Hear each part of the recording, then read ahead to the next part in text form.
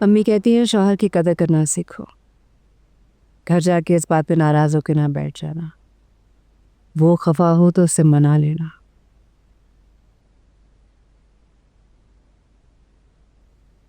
अब तक रो रही हो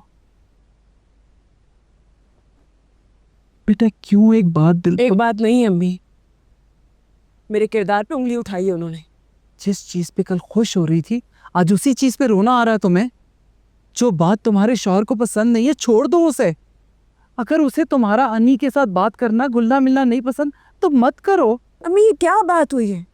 वो शौहर है, वो जो कहेगा मैं सुनूंगी, मैं करूंगी।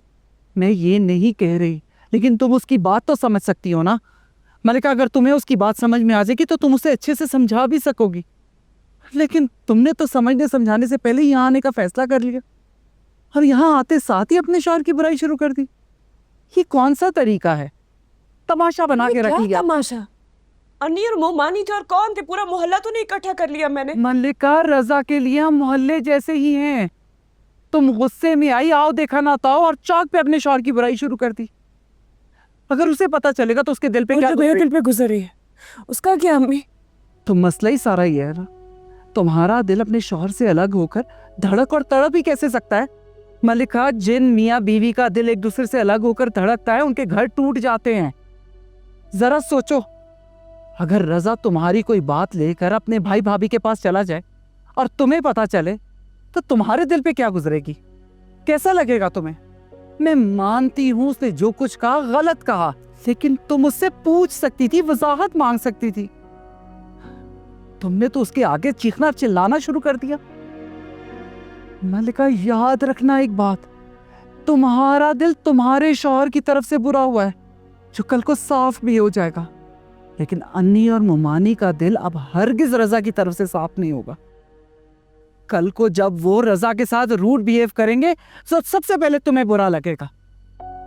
बेटा, शौहर के साथ जिंदगी गुजारनी हो ना तो कुछ उसकी सुननी पड़ती है, कुछ अपनी मनवानी होती है। हमने तो सारी जिंदगी यही। अम्मी यार, आप मेरी माँ है या रजा की? मुसलसल उसकी तरफदारी कर रही हैं आप। तुम्हारी माँ हूं बेटा, इसीलिए तुम्हें हकीकत का आईना दिखा रही हूँ। बेटा, तुम्हारी जिंदगी अब हनीमून पीरियड से निकल के प्रैक्टिकल लाइफ की तरफ बढ़ गई है। अम्मी, रजा बहुत मुश्किल इंसान है, आपको क्यों समझ नहीं आ रही? हर शौहर मुश्किल होता है, कोई किस तरह कोई किस तरह। मामू तो ऐसे नहीं है। अच्छा, तो जरा महसूस करके देखो, अपनी बेवा नंद और उसकी बेटी को अपने ही घर में रखना, पालना और फिर जवान कर कर ब्याहना, अपने सगे बेटे का दिल टूटते हुए देखना।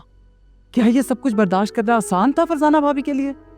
हरगिज नहीं। लेकिन उन्होंने सहा है क्योंकि तुम्हारे मामू जान ने उन्हें सहने पे मजबूर किया है।